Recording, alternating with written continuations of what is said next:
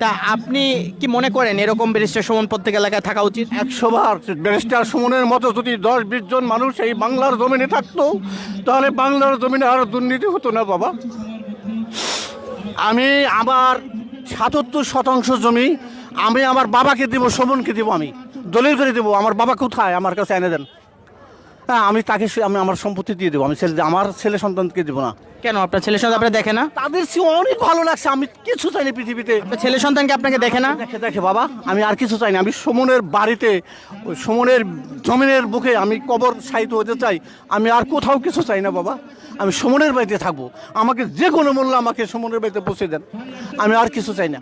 নামটা? আমার নাম মহিউদ্দিন হাওলাদার। আচ্ছা, মহিউদ্দিন হাওলাদার চাচা, তিনি একজন বীর মুক্তিযোদ্ধা। তিনি ব্যারিস্টার সুমনকে তার সন্তানের মতো ভালোবাসেন। শুধুমাত্র ফেসবুকে দেখেছেন, আজকে তার খেলা দেখতে এসেছেন এবং এই খেলা দেখতে এসে সে